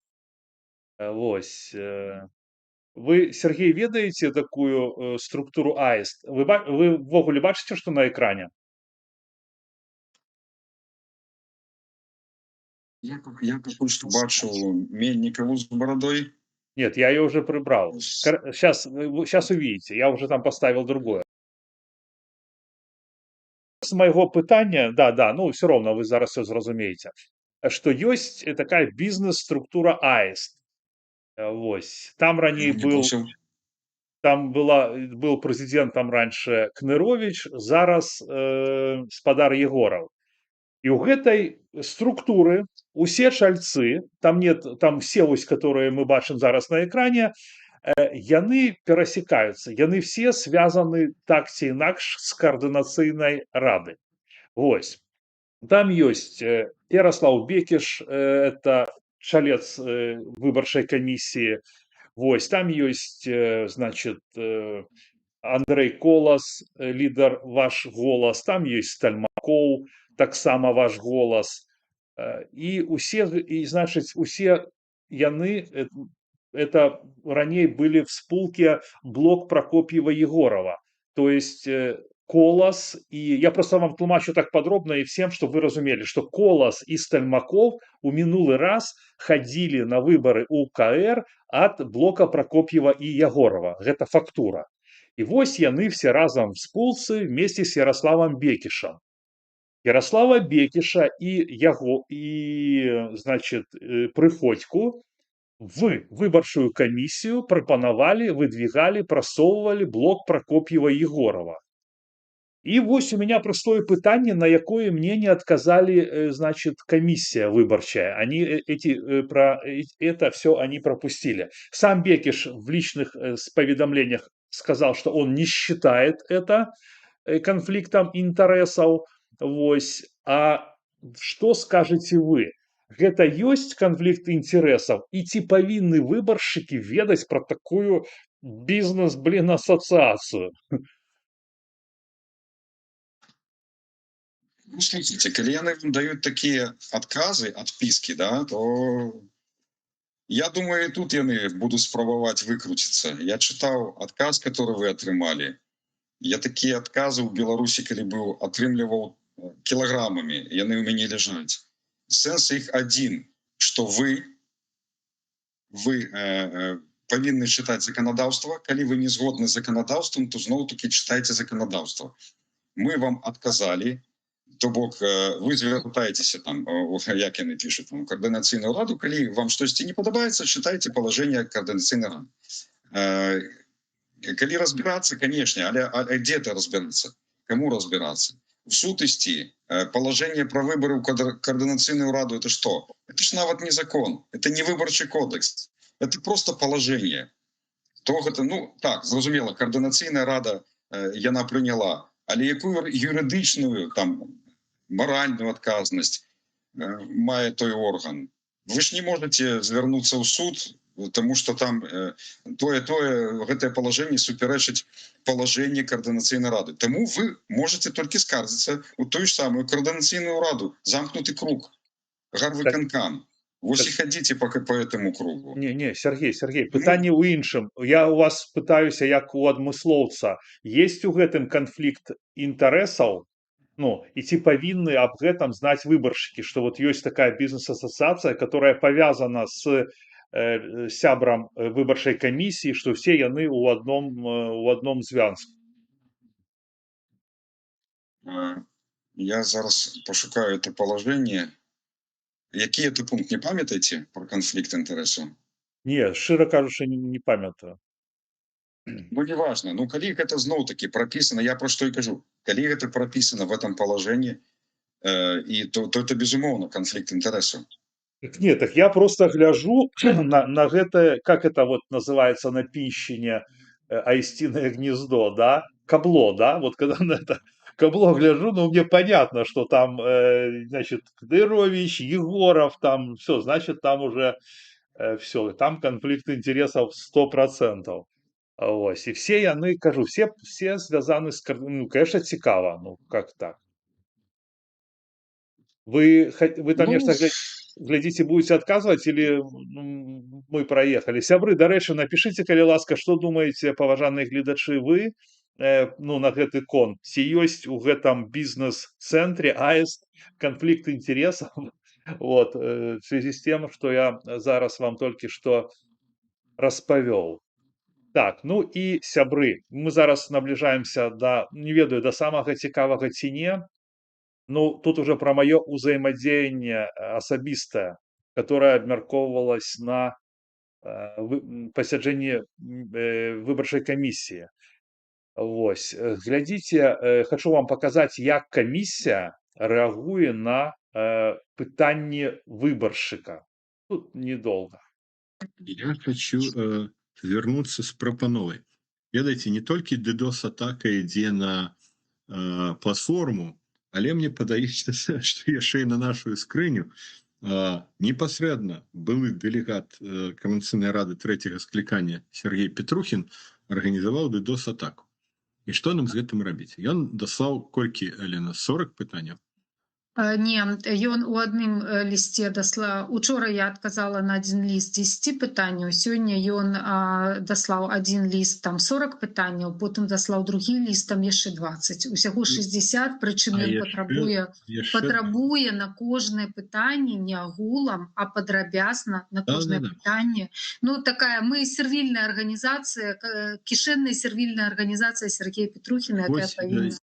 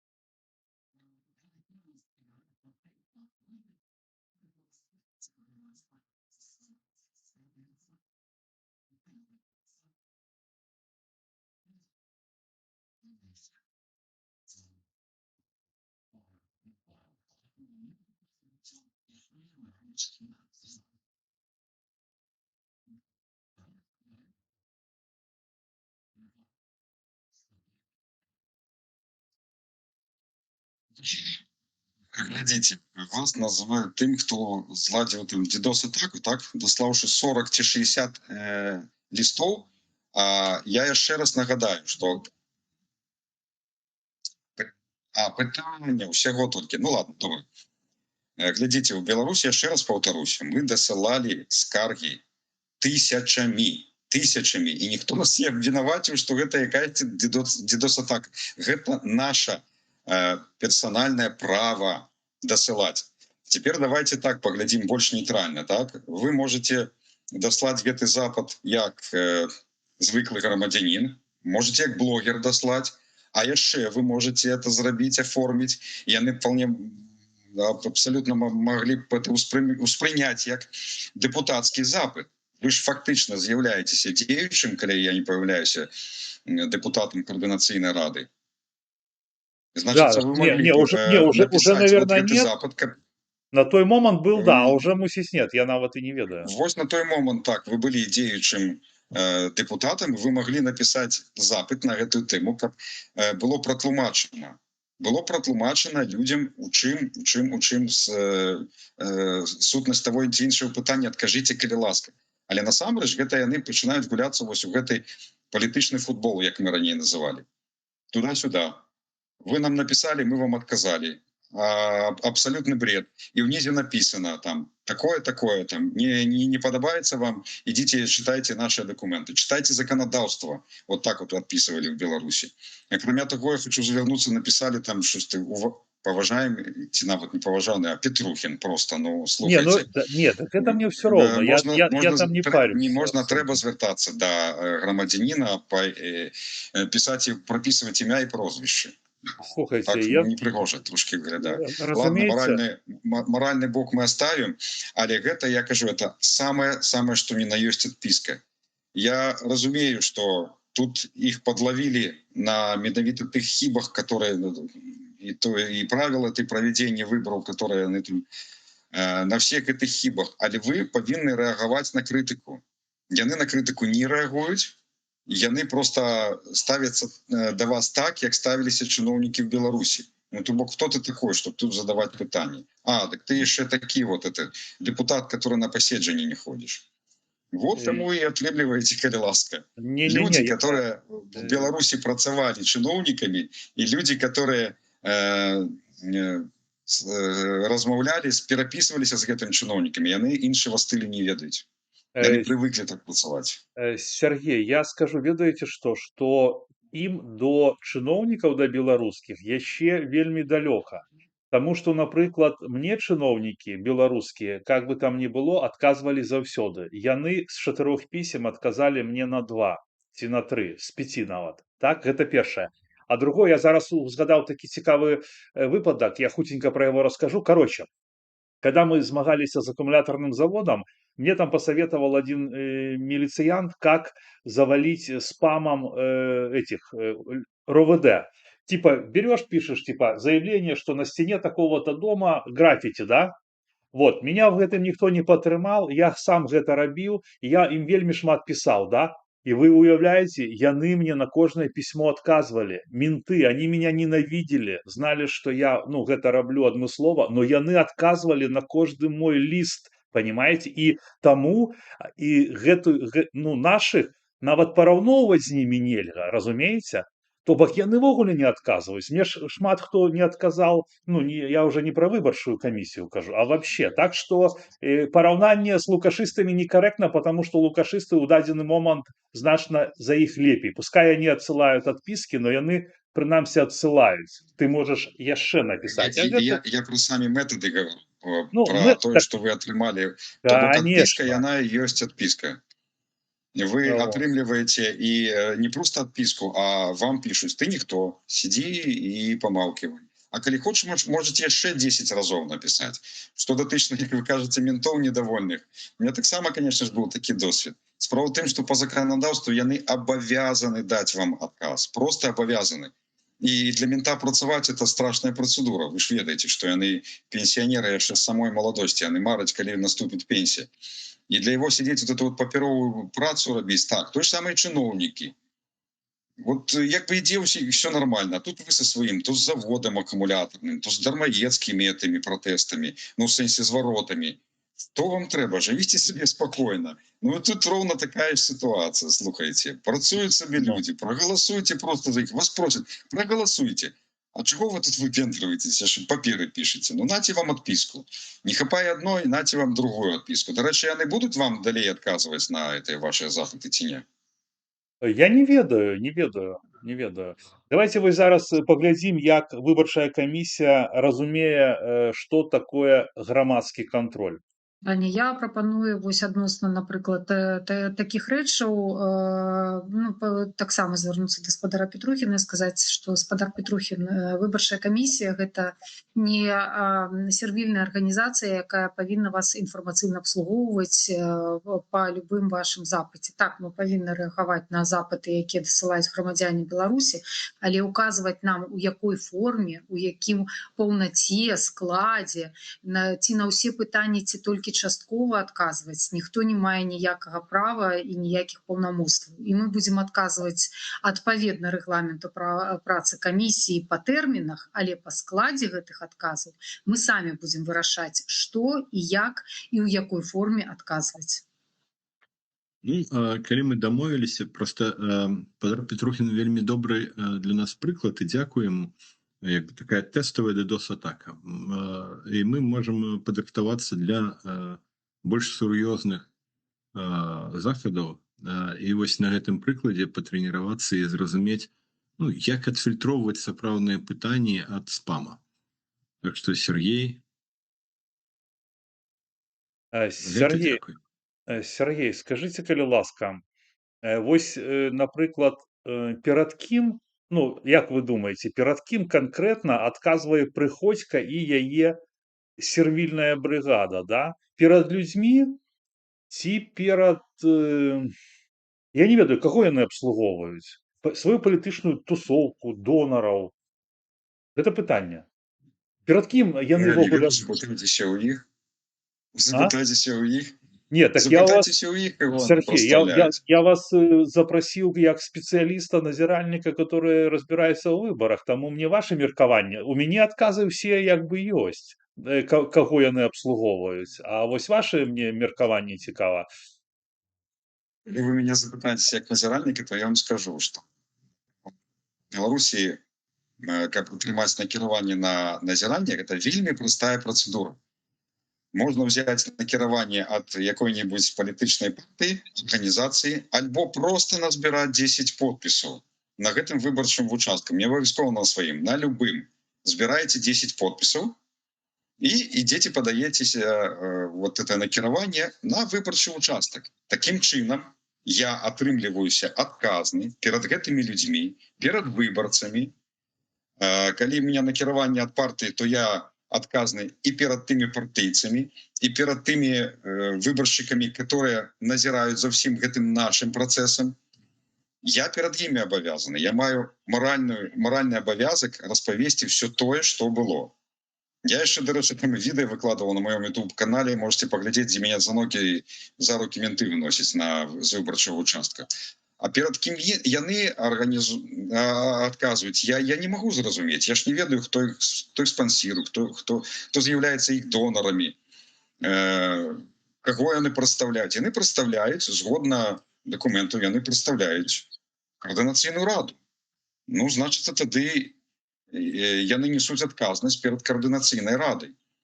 А мы маем такую процедуру, что координаційная рада выпускае положение об выборах у координаційную раду, и координаційная рада выбирае координаційную раду. Все коло закрылось. Сами по себе живем. Ну, вось, сябры, перад тым, як мы перайдзем да вашых пытанняў, просто цудоўны відос, увага на экран. Я вообще нічога не зразумеў. Это было на том же паседжанні, это просто, ну, нейкі трэшак. А ад сябе хацеў зрабіць заяву. Спадар Петрухін, нагадаю вам, што вы таксама афіліяваны. Я, Ярослав Бекіш, 1,5 гады працую на то, каб вы мелі магчымасць і атрымоўвалі фінансавую падтрымку за сваю грамадскую справу. Я гэта раблю, І таму калі вы хацеце гэта абмеркаваць, давайте абмяркуем гэта пасля выбараў. Сябры, што гэта было? Я, задаю пытанне пра бяспеку галасавання, серверы, аўдыт, даныя выбаршчыкаў, канфлікт інтарэсаў, а Яраслаў Бекіш раптам кажа, што ён прабівае мне нейкае фінансаванне, каб я мог атрымліваць какую-то фінансавую атрывку за сваю грамадскую дзейнасць і прапануе мне гэта абмеркаваць пасля выбараў. Я пытаюсь, бля, кто имел доступ до сервера, а мне оказывается, что мы тут про ваше финансование думаем. Сябры, я не просил Бекіша шукаць мне фінансаванне. Ні Бекіша, ні кагосьці іншага. Вось, вы ведаеце, што ў мяне няма грантаў, няма спонсораў. Калі былі, я б вам сказаў. У мяне няма ніякіх кулуарных абавязкаў перад нейкімі структурамі. Меня падтрымліваюць звычайныя людзі, вы. І вось дзякуй, хто мне сегодня заданаціў. Я бачыў 2 даната, Васіліна і Оксана. Дзякуй вам вялікі. 10, 20, хто 50 еўра. Дзякуй вам вялікі. Хто 1 і 2. Не бывае малых данатаў. Дзякуй вам всем вялікі. Пытанне не ў маім становішчы фінансавым. Пытанне ў тым, што нельга даведацца і праверыць, што рабіў ананім Лібера на сервере. Пытанне ў тым, ці быў аўдыт. Пытанне ў тым, ці бяспечна беларусам галасаваць, а не ва мне пытанне, як і на што я жыву. Вот, Сергей, вось як вы гэта ацэньваеце? Сябра выбарчай камісіі замест адказу па бяспецы і працэдуры раптам кажа, што вось, ну, вы чулі што? Вот гэта нармальная паводзіны сябра камісіі? Ці гэта выглядае як спроба перавесці размову ў другую такую асабістую плоскасць і стварыць уражанне, што я крытык нібыта ад них залежу, што яны там для мяне стараюцца, а я вот тут такой типа я с ними. Ну, я ведаю гэты прыём, это называется маніпуляцыя, калі ты не ведаеш адказу на пытанне альбо не хочаш адказваць, бо это пытанне для тебе страшно незручнае, то ты можаш перавесці тэму ў іншую плоскасць, як в тым анекдоце пра студэнта, который нічога не ведаў пра расліны, затое ведаў пра блоху, расказваў, як сабакі бегаюць па полі вакол кветачак, а на сабаках блохі. Вось. Ну, тут я яшчэ бачу такое, што, ну, скажем так, не зусім карэктна абвінавачваць чалавека, не маючы для гэтага. Калі гэта сапраўды так, ну, то можаце ісці в суд падаваць на яго, калі лічыце патрэбным. Не, я не лічу патрэбным, я лічу патрэбным сказаць, што я ніколі не зацікаўлены ў супрацоўніцтве з такімі, как Ярослав Бекіш, з такімі, хто во всей прымае удзел в імітацыі барацьбы і сядзіць на грантах, робіць від, што нешта делает, і нічога беларускага, нічога нацыянальнага яму не патрэбна. Нічога не патрэбна, акрамя таго, каб трымаць сваю дупу ў цяпле. І такія людзі, спадар Ярослаў, як вы і ваша каманда, я вас не паважаю праз тое, што вы ідзёце працаваць і працуеце дрэнна за грошы у той орган, які себе цалкам дыскрэдытаваў, і робіце від, які вы файныя. Вы не файная. Я думаю, что вы сейчас в соплях там лежите, пьете вискарь, вот, и думаете, фу, ну слава богу, как у этого песня, «Все, ребята, харе, отработали лаве». Вот, я так не працую, і з вами мне нічога агульнага няма. Вось, што я хацеў бы. Дарэчы, ведаеце, справа нават не ў грантах. Нават калі б вы бралі гэтыя гранты, ці атрымлівалі, ну пытанне ж было не пра гранты, правда? Пытанне было зададзена пра бяспеку. То вось я вас прашу адказаць пра бяспеку. Ну, але так. вас на стріме, вас на тым стріме няма. Вас, таму самае прасцей сказаць, да, хто гэта такі Петрухін? Ён просто такі ж самы, не такі ж самы, грантацмок, карацей, і все. Не, я таксама ведаю, што ў грантах нічога адмоўнага няма, но то, што робяць яны за гранты, ну, напрыклад, той же там Кабанавы, Шманавы, ну, просто яны кажуць, давайте аб'ядноўвацца, і заклікаюць аб'ядноўвацца тых, хто працуе, ну, з сабой, хто сядзіць на грантах і піліць такія відосы, которые падтрымліваюць невядома што, ад чаго ўжо беларусаў ванітуе на 6-й год, бля. Типа мы такія, типа беларусы такія долбакі, што ні в чым не разбіраюцца і будуць там аб'ядноўвацца з кем? З Кабанавым там или з кем? З Белполом, с этими лицами, якія не влазяць, як у этого Шапарова в экран телевизора. Вось, ладно, сябры, Сергей, я спадзяюся, вы не вельмі спяшаецеся, у нас яшчэ есть пытанне в чате. Почитаем чат. Окей? Не, все добре, я маю час, абсолютно. Окей. Так, ну што, сябры, яшчэ раз вам дзякуй за актыўнасць. Я просто што хацеў даведацца у спецыяліста Сергея Вераменкі, што ён там лічыць ягоныя думкі на тое, што зараз адбывалася. Ну і яшчэ прарэкламую, хто жыве ў Беластоку. У Сергея есть магазин «Адметнасць», магазин беларушчыны, все, что связано с символами. Ну, понимаете, про что я кажу. Стяги, майки с принтами. Вось, я оставил у описании спасылку на его, так что будете у Белостоку. Хотя можно, конечно, заказать праз интернет. Я правильно кажу, Сергей? Так, дзякуй, Сергей, за рекламу. Наша крама «Адметнасць» працавала яшчэ ў гародні калісьці. На жаль, у 21 годзе она была канчаткова разбомблена, разбурена, разрушена. Цяпер мы існуем у Беластоку, але пераважна у інтэрнэт-прасторы. Так што пішыце, там будзе спасылка на нашу тэлеграм-групу. Дзякуй. Так, ну вось, так, Сергей, ці не думали вы правесці свае выбары ў свае КР? Я вам шчыра скажу, Харі Давідсон, я не лічу себе палітыкам, я не лічу себе нават даже вельмі разумным чалавекам, я вам шчыра скажу. Вось, і, ну, не лічу, таму я просто гэта не пацяну. Я раблю тое, што я магу рабіць, задаваць пытанні как журналіст. Ну, блин, хтосьці кажа, што я гаўно расследавальнік, но на Беларусі я рабіў некіслыя расследаванні, якія дапамагалі людзям. Так, не было выборов. Так, в 10-м. Так, Людмила Борейко, привет. Так, ну, видите, пишут, КР выглядае как бессэнсоўная арганізацыя, да якой няма даверу. Усіх, хто ідзе незалежнымі назіральнікамі, нават на парламенцкія выборы КДБ заносіць адмысловы спіс і сочыць за імі. Гэта так, да? Ну, мы зараз про Беларусь, я так понял, Харри Дэвидсон говорит. Сергей, тут я б хотел прокомментовать. Да, просто возьмите, прочитайте историю стварэння Координаційнай рады. Она была створена по заданию Светланы Георгиевны Тихановской 18 жніўня 2020 года. Читаю з Википедии беларускай. Координаційная рада по организации процессу пераадолення крызісу, яна так теперь называется, якая першапачаткова называлася Координаційная рада по забеспечению трансферу улады. Разумеете, про які можна говорить трансфер улады? Мы что, уже перемогли? 18 жніўня 2020 года. С 11 жніўня Тихановская находится в эмиграции в Вильне. И той склад был просто призначений. Так само, як і наступний склад. Тому яно і буксувало, і ніяк не працювало. Сама мета Координаційної ради по забезпечению трансферу улады.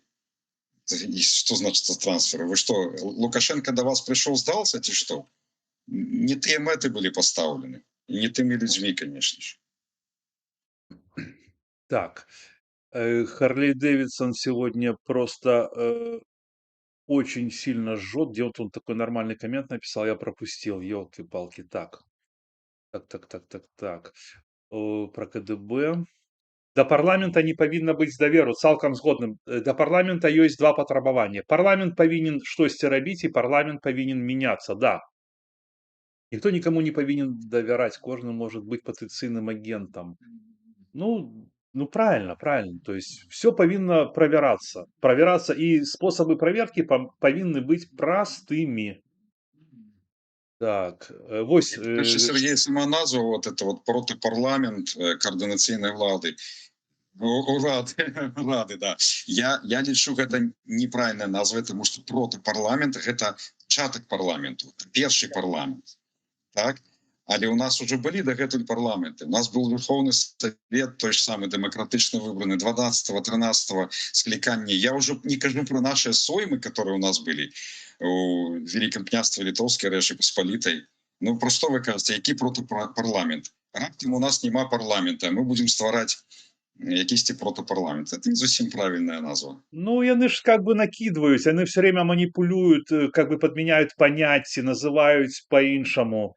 Ну, Барейка Людмила пишет, что повинно быть голосование за особу. Сергей, я с гэтым цалкам согласен, а не за фракцию. Ну, мы это разбирали с Павлом Вусовым, который сказал, что яны просто робяць то, что им сказали доноры. А донорам трэба такая модель. Вось. И тому, что есть доноры, менавіта так, вот вы сами бачили, як мне отказывая выборчая комиссия. Они справаздачацца не перед людьми. Так, поздравляю с выборами. Лебедька знатный. Знатный. Усе херовые. Назовите хоть одного нормального человека, который выехал за межу, який може і хоче займатися політикою. Вот, до речі, Сергей, откажите, бо я не откажу. Назовите хоть одного Мы с нормального. вами занимаемся политикой. Ну, Хочете вы этого, не хочете, или мы с вами занимаемся политикой. ну, Тільки Бабарика каже, я не політик. Ви вважаєте, так а що ви робили тоді в політиці? ну, Чого Сергей, йшли у президента? Сергей, ну я-то не политик, я-то реально не политик. Коли вы себя лишите политиком, ну, коли ласка, ваша справа, но я широ кажу, что я политиком не лишу себя. Назовите хоть одного нормального політика, який виїхав і хоче займатися політикою. Просто прозвище назовите. Окей, Зінон Позняк, Павел Усов, той самий згаданий вами. Окей, все, дякую. Ну, нормально. Вот это, Дэвидсон, тебе. Сравнение УРАДа БНР и КР вообще некорректно. Это вам. Вы сравнили там выше, это вам написали. Можете ответить. Те ж самые параллели.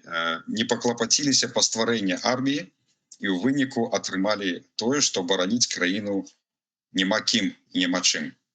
Цяпер мы тое ж самае, калі мы гаворым, што в умовах вайны нам не патрэбнае беларускае войска, протавойска для протапарламента, для протапрэзідэнта ці прэзідэнткі, то зноў все будуць вырашаць за нас, слухайце.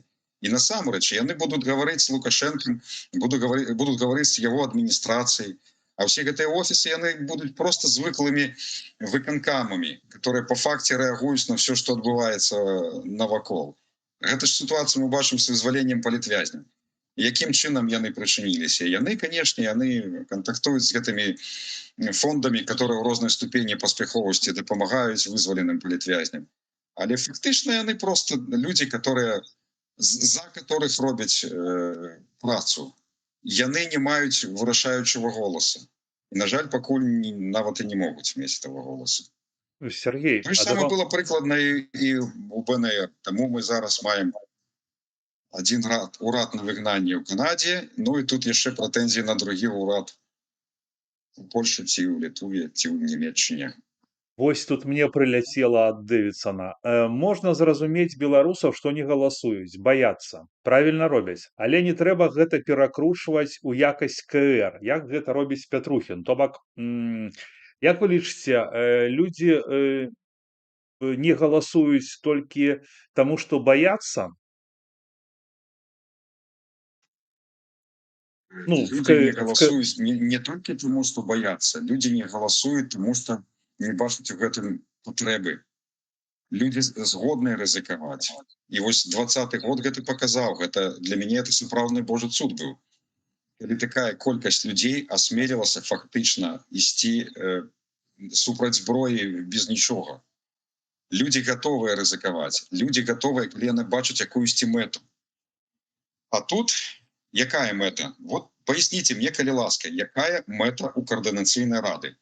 Калі у нас была размова з Артёмом Бруханом на радыёрацыі, я напросткі запытаўся, скажыце, калі ласка, чаго вы дамагліся, для чаго эта рада існуе?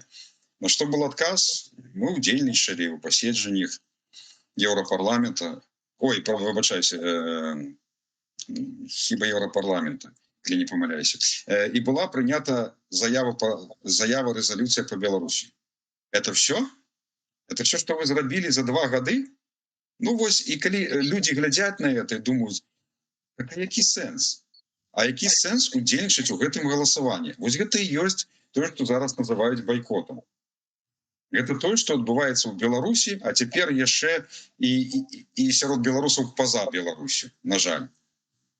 Тому што іншых прадстаўнікоў пакуль няма, а тыя, которые ёсць, іх не чуюць, не хочуць чуць, і людзей рэальнага дзеяння, людзей, которые годныя палітыкі, жаль, яны пакуль што знаходзяцца в цені. Як я уже казал, вот это вот тое, што нас ігнаруюць, зараз модное слово такое canceling, слово cancel, выдалять. Это то же самое, что было калісьці у Беларусі. Нас нідзе не было ні ў якіх сродках інфармацыі масавай, ну толькі ў апазіцыйных. Цяпер тое ж самае. Нас няма ў тых умоўна апазіцыйных сродкаў інфармацыі, таму што яны пад кантролем фактычна з'яўляюцца тых же самых донараў, хутчэй за ўсё, я так думаю. Бо там сама нас няма. Это кэнсер. Слухайте, мы калі праводзілі з'езд, я па ўсім рассылаў, всем нашим белорусским сродкам массовой информации за межой рассылал поведомление, что у нас будет съезд. Пришло 2 польских выдания и 2 белорусских. Радио Рация и Харты. Все. И больше никого не было. Все просто проигнорировали. Вот это их методы. И, до речі, сегодня читал про вот это вот переможные артикулы, где ура за Пал Палыча проголосовало и за Губаревича там столько там больше, амаль 100%.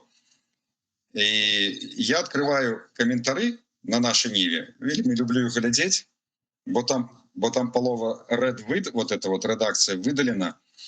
И все ж таки те комментарии, которые проходят, яны не позитивные. Яны, ну, якби мало людей, которые радуются менавіта тому, что Латушка и компания, яны пройшли першими там.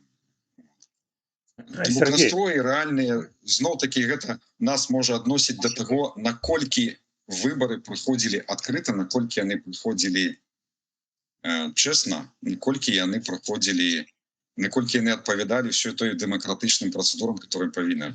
Сергей, у нас как бы это контакт с чатом не обовязково так фундаментально отказывать. Я разумею, что вы хотите як бы все, но это не обовязково. Это повинно так, знаете, что тут шмат яшчэ чаго ёсць. Сергей, з вашим досведам, як зрабіць так, каб гэтыя марыянеткі адказвалі на пытанні беларусаў, а не здзёкваліся і абражалі? Ну, гэта мусіць про камісію, напрыклад. Не добрае пытанне. В дадзены момант яны падпарадкоўваюцца толькі тым, каго залежыць. Вось калі яны будуць залежаць ад нас, ад беларусаў, тады, мажліва, яны будуць рэагаваць на нас. Пакуль што мы проста будзем бачыць іх якуюсьці асабістую сваю персанальную рэакцыю, а нас для іх няма. Ну, прагаласавала 6000 добр, прагаласавала 2000 таксама добр. Ці маем мы якія-небудзь рычагі, каб на іх уздзейнічаць? Не ведаю. Пишите, звоните, звертайтеся, заявляйте про гэта. Приходите вот на такие эфиры, выказывайте свою позицию. У вас хіба што ёсць таксама свои организации, которые могут этим заниматься. А может и нема, долучайтеся до каких-нибудь. Вот БХД, например, мы скооперировались с Народной громадой Миколая Статкевича. Мы таксама проводим свои сходы, выдаем меморандумы, говорим про тое, як мы бачым будучыню Беларусі у НАТО, напрыклад.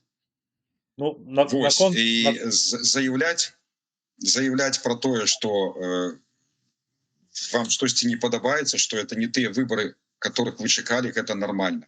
Крытыка гэта нормально, потому что гэта ёсць дэмакратыя, плюралізм меркавання, свабода слова. Гэта тое, за што мы выходзілі ў 2020 годзе. Як Лебедька казаў, ну, у 2020 годзе выходзілі. Вот в тым ліку і за свабоду слова мы выходзілі. Каб нас ніхто не прымушаў галасаваць, што робіць Лебедька. Каб ніхто нас не абзывал этими лукашыстамі, неважна кем, ці яшчэ якім. Так, Лібер ніяк не патлумачыў, наколькі я ведаю, як запраграмавана ідэнтыфікацыя галасуючых. Кошт вельмі вялікі, каб рызыкаваць. Унікальнасць галасавання з Беларусі ў тым, што ёсць рызыка зліву дадзеных і наступнай арышты. Гэта зусім іншае, чым у цывілізаваных краінах. Да, і я думаю, што гэта да. І што не варта беларусам, которые ў Беларусі галасаваць было не варта зусім. Не дай бог там кагосьці арыштавалі, не ведаю, праўда ці неправда пра тых 2 чалавек, не ведаю. Так, честные люди называлась эта организация, пишет Василина. Вчера Латушка признался, что голосование в ЕС тоже фальсифицирует. Ну, блин, Латушка. Наколькі я ведаю, ні адзін праект Белсіл, дзе ёсць небяспека для беларусаў, не праходзіў праверку бяспекі аўтарытэтнымі фірмамі. Гэта проста жудасна. Да, так я кажу, што яны ім проста на людзей насраць. Это Матолька з гаюном гэта паказаў. Просто для них людзі гэта як расходны матэрыял, як фарба для прынтара. Людзі ідуць в турму, яны просяць гранты на палізняволеных. Ну, вось я так, прабачце за прымітывізм, ну, я так просто такую схему бачу ў сваёй галаве. Чым больш арыштаваных, тым ім больш фінансавання. Сергей, вы что-нибудь можете по этому поводу сказать? Згодны со мной ці не? Да или нет? Коротенько. Коротенько так згодны, тому што тут яшчэ такі момант, вельмі шмат залежыць ад персаналей, ад сумлення чалавека. Мы ў 2020 годзе таксама збіралі грошы і даволі паспяхова на палітвязняў. І куды мы іх будзем выкарыстоўваць крамы адметнасць, это было все на нашым сумленні. Мы маглі б сабе па кішэнях распікаць і хадзіць давольнымі. Але па шчасцю я зберог нават тыя ведамасці, которые у нас былі, мы вели ведомасці, которые не забрали подчас в обшуку, милицианты не ведали, где яны ляжаць. И я их привез сюды, зберагаю для гісторыі. То бок, гэта зноў-таки справа сумлення чалавека. Можна спекуляваць тым, што я не скажу никому, тому что это справа бяспекі. Я не скажу, хто там удзельнічае ў тэхнічнай групе, тому что это справа бяспекі. Але як насамрэч ты робіш, это на тваім сумленні. Карацей, калі ў Дэмсіл няма аддзела бяспекі, значыць іх бяспека дзесьці да им вообще пофиг, вообще. У них, блядь, главная задача это, ну, просто, ну, я вижу, просто падтрымліваць сваё існаванне тут, чтобы не працаваць, а ездзіць фоткацца, ездзіць по этим парэ-шмарэ. Ну вот я так бачу, ну сур'ёзна кажу. І то, што яны кажуць, што мы там працуем, как что не спросишь, а где вы працуеце? О, а про это нельга гаварыць. Ну, понятно. А результаты вашей працы я бачу, сябры. Пасля 5 год барацьбы, пасля 5 год ціску на рэжым, прыязджае да Лукашэнкі Трамп, кажа: «Mr. President, very well», і выходят беларускія палітвязні. Вот чаго вось вся палітыка наших Дэмсіл. Я думаю, что скоро и Светлана поедет просто во Флориду, ее с Польши просто попросят, скажут: «Светлана, едьте, наверное, вы отсюда. Выников никаких нема, только гроши подсмактываете у наших податников». Так, няма куку, сори, там ничего такого не говорил. Дедас террорист Петрухин завалил пытаннями бедных. Вот к чему приводит. Так, Сергей, зараз назойлівых пісараў у Беларусі караюць, наколькі я ведаю, назойлівых пісараў. Ну, мусіць так. Уже не даюць так пісаць. Няма таго, што раньш было, да, уже іх там не падосіш там. Да, магчыма. Бекиш хотел купить Петрухина. Не, ну не то, что хотел, но я вообще не понял, что он зарабил, потому что, ну просто не понял. Что он там пяшется обо мне, да я нікога об этом не прошу, я сам за себе заўсёды пякусь. У Беласток збіраецца прыехаць северынец. Можа, ведаеце, хто аплачвае яго паездкі, жыццё яго і яго сям'і ў эміграцыі? Калі пытанне да мяне, я думаю, что, па-першае, Павлу был там сбор объявлен, вы бачили, он там собрал себе сам сбор, зрабіў на 7. Ну, я думаю, ему дапамаглі. Ось, он же недавно пришел. Так что хто аплошваеце? Дарэчы, калі будете на сходе, запытайцеся у яго. Глядя на количество так, запрашаю, калі ласка, 30 траўня будзе 16 гадзіне сустрэча. Калі ласка, прыязджайце, можете задаваць любые пытанні, нават самые незручныя. И, кстати, я вам скажу, нагадаю, сябры, что пытанне задаваць Павлу Северынцу трэба нязручнае, тому что ён чамусьці, я на яго не пакрыўдзіўся, адмовіў мне у бяседзе, а іншым не адмовіў. Я не крыўдую, просто адмічаю і заблакаваў меня у ФБ. Лічу гэта не вельмі таким станоўчым крокам. Вось, ну, не понимаю. Так, одним словом, КР бездоказная антыбеларуская организация, якая залежыць ад донараў. Ну, я думаю, что так, Людмила. Так оно и есть, потому что ничего национального у их няма. Пишет Василь Витка. Вітанне спадару Сергею з горадні. Дзякуй за краму адметнасць і за арганізацыю на пахаванне Кастуся Каліновскага. Вам Так, благодарность. сапраўды, мы ў 19-м, дзякуй вялікі, мы ў 19-м годзе арганізоўвалі паездку з гародні. У нас был цэлы аўтобус, там каля 40 чалавек у Вільню на перапахаванне каліноўцаў. І я цудоўна памятаю, якое там просто мора сцягоў было чырвона-белых. Просто нават з намі ў калоне шлі літвісы, яны трошки так былі збянтэжаныя нашымі крыкамі. Потым мы пачалі крычаць за нашу і вашу свабоду, а таксама па літвійску ужмусу і рюсу лайсве. І тады нам пачалі дзякаваць. Ось. Ну, рычаг воздействия на свору псевдодемсил только объединение в отдельное сообщество с высоким числом представителей, чтобы власти стран считались. Сергей, а что вы сказали на конт, что у вас остались справоздачи, что вы на что собирали гроши? Что вас милиция не забрала? Мы збіралі грошы на палітвязню.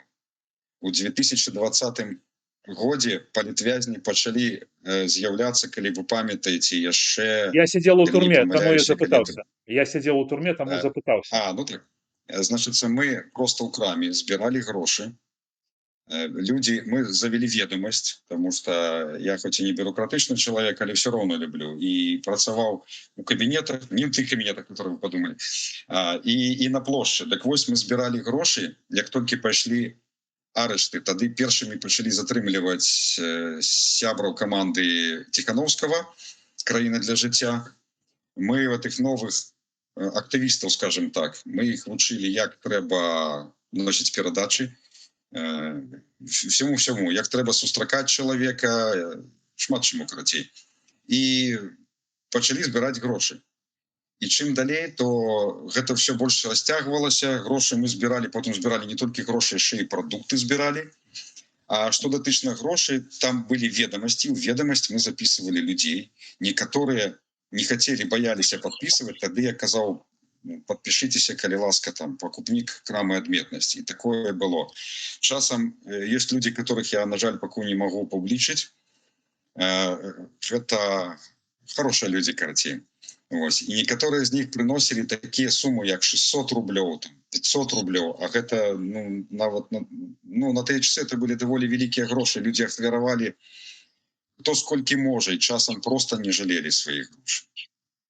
І вось гэта ведомасці, не памятаю, якісь там чарговы імператрусці, это было, калі да Гродно Лайф прыходзілі рэдакцыі, которые у нас по суседству.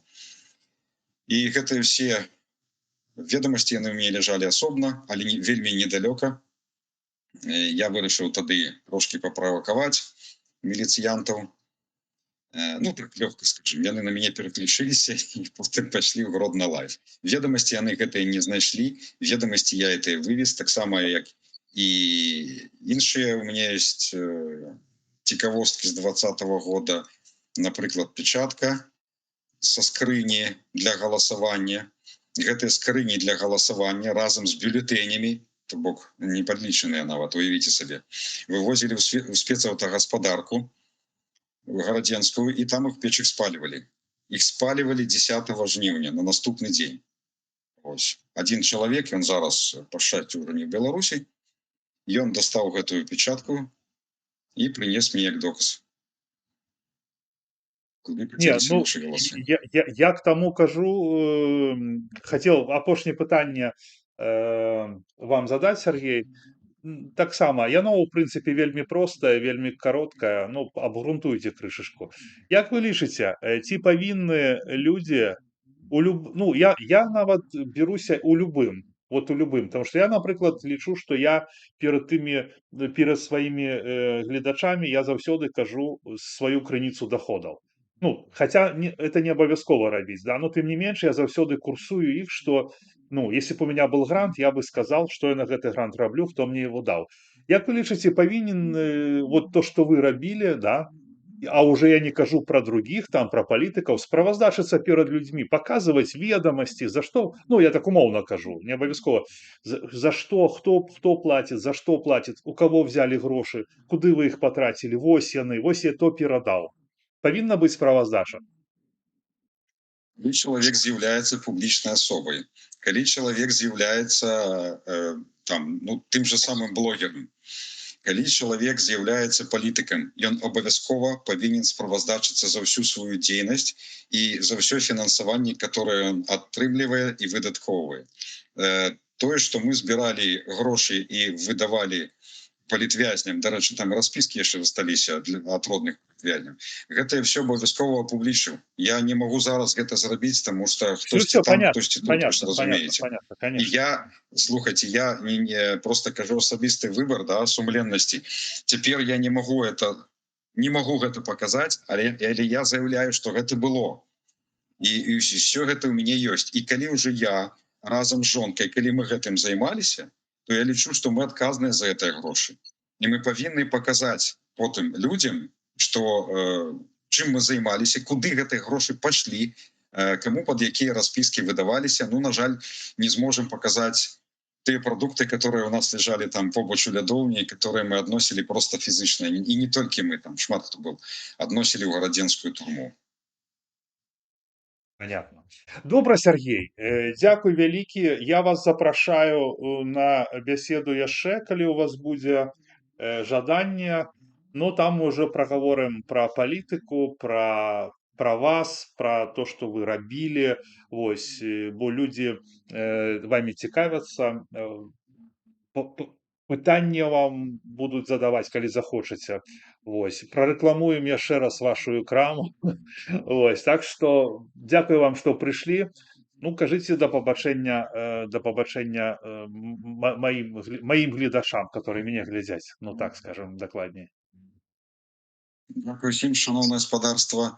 Веру, што ў нас все адбудзецца і все атрымаецца. Так што жыве Беларусь, прымаем рэй, все будзе добра. Дзякуй вялікі за то, што зайшлі ў госці. Паважаныя сябры, ну а я скажу яшчэ некалькі слов вам наконт таго, што будзе. Ось, значит, Александр Кабанаў сказаў у сваёй апошняй перадачы, што у яго запыталіся, чаму ён не ўзгадвае пра мяне, пра свайго былога типа сябручка. Вось, а Кабанаў сказал, што я яго велічэзнае расчараванне, што ён не хоча пра мяне нават размаўляць, но тым самым ён даў мне нагоду распавесці пра яго тое, што я не распавядаў ніколі. Я думаю, што там ён прысвяціў шмат места бульбасрачу, который ему не нравится. Но ведь бульбасрач заключаецца ў тым, што людзі, якія атрымоўваюць фінансаванне, не справаздачацца, так, што яны робяць, і заклікаюць іншых, во что-то об'ядноўвацца, во что-то непонятное, но как бы то, что как бы хвалит Святлану Георгиевну, напрыклад. Вось так, типа, ну, понимаете, да? Не буду сейчас развивать эту мыслю. Вось, я думаю, что завтра ці паслязаўтра я зраблю эфир для спонсораў на канале Народны рэпарцёр.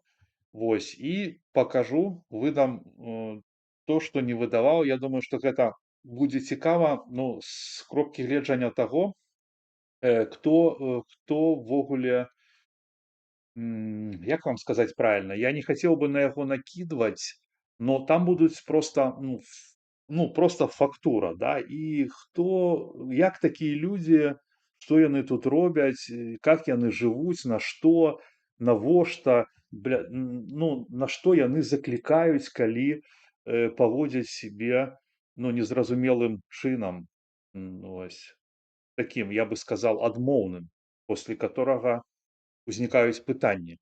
Я думаю, што будзе цікава, праз колькі дзён я выложу это в открытый доступ. калі хочаце падтрымаць незалежную журналістыку, мяне, вы можете стаць спонсорам майго канала на Ютубе. Гэта каштуе ўсяго там сколькі 2 злотых, полдаляра. Вось, можете пачаставаць мяне кубачкам кавы. Дарэчы, Сергей, который мне закінуў донат на каву, Александр С, дзякуй табе вялікі. Вось, яшчэ раз паўтараю, мне ваша падтрымка я вельмі цэню і вельмі удзячны вам за тое, што вы проявляеце салідарнасць і як это робіце тое, што мы з вами на адной волне, і вы мяне падтрымліваеце менавіта за тое, што я прынашу нейкую карысць для вас, хаця бы, што яна такая ненаяўная, но хаця бы тыя размовы пра тое, што мы размаўляем, яны вам патрэбны, ну і вы такім чынам мяне адзякуеце, і я, конечно, вам вельмі удзячны. Так, что еще хотел сказать, это будет с Кабановым. Так, вось, ну и короче, сябры, зараз я вам поставлю на пасашок после того, как я с вами попрощаюсь. Прикольное видео, вот, потому что по ходу выборчая комиссия уже учора пачала праздновать конец выборов. Живи Беларусь, Боже храни Америку, слава Украине, нех же и Польска. Слухайте, ну даю апдейт. Полова 9.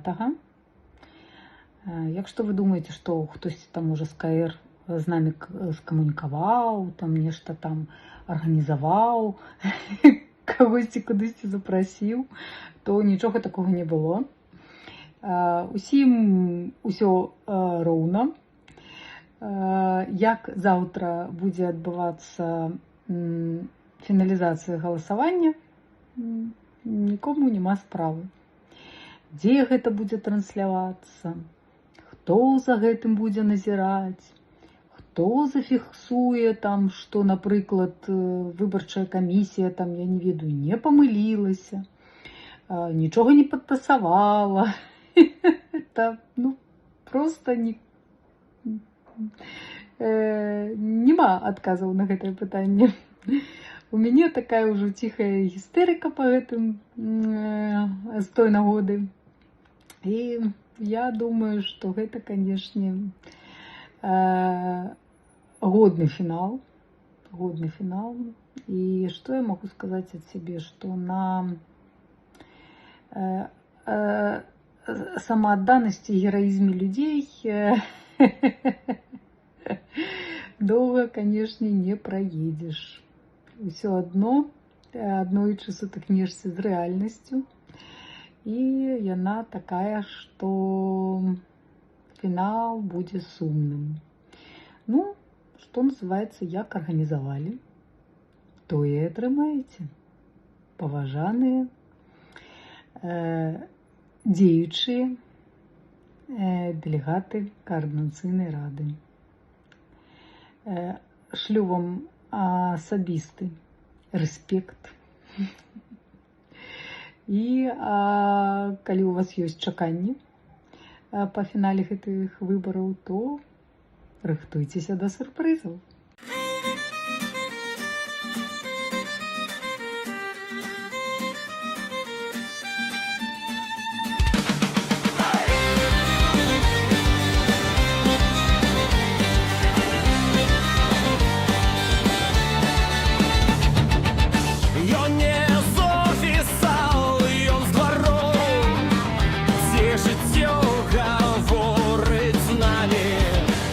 Камеру ключа на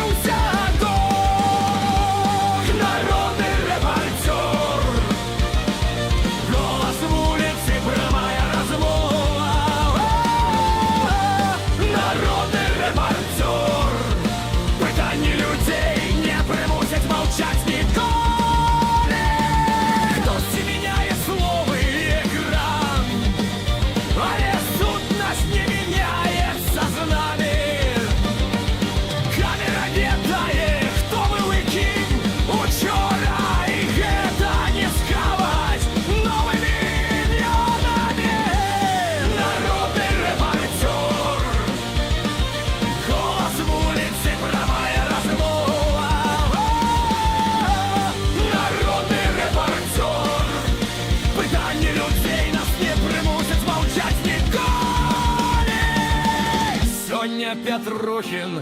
Завтра кожны з нас, пакуль працуе камера, праўда жыве ў нас. Жыве Беларусь!